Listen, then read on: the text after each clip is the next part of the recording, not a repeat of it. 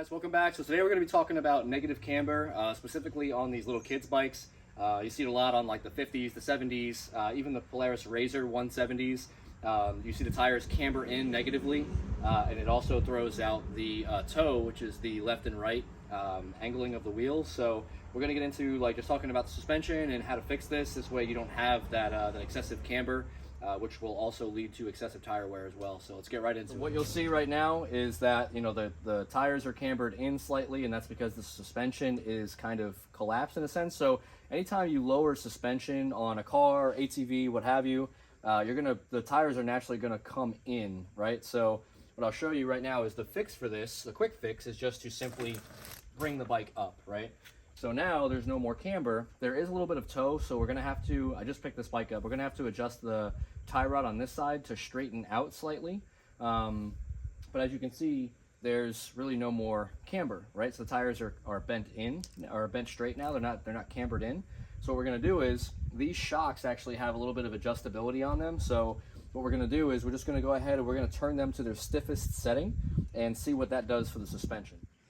All right guys, so I do have the bike up on a jack stand just to get the wheels and tires off the ground. So the brakes are locked, so the bike will not move at all. And then what I'm talking about as far as adjusting the suspension, so right now, see these notches here? This is on the softest setting, right? So this is the firmest setting. So that will increase the preload on the suspension and increase the spring rate.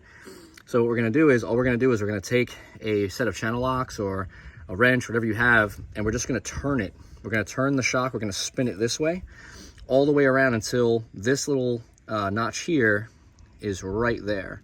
So we're just gonna spin that, and that will put the preload on the shock all the way to the stiffest setting. This way, when we have a rider on the machine, the suspension won't collapse as much, and the tires won't camber in as much. So let's go ahead and do that. So this is what I'm doing here. Just kind of wanted to show you. I'm gonna try to do this with one hand here, but that's all you're doing is we're just turning it clockwise, okay? All the way around. It's hard to do this with one hand. Let's try it like this. There we go.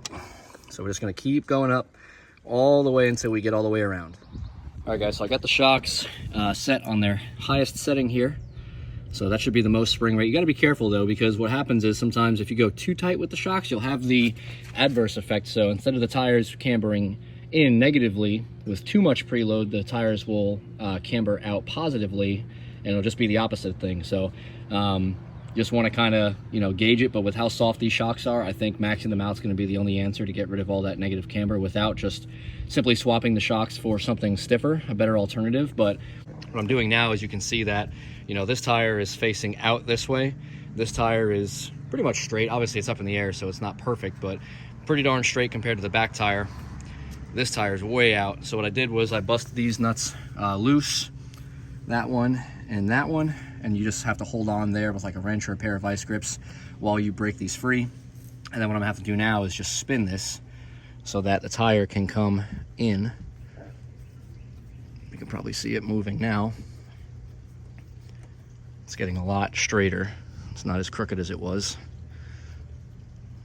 It's slowly moving in. I'm running out of tie rod here. You can see how far that's sticking out, those threads, but we're pretty much dead even now with the other side. So that's nice and straight, so it should go straight down the road now.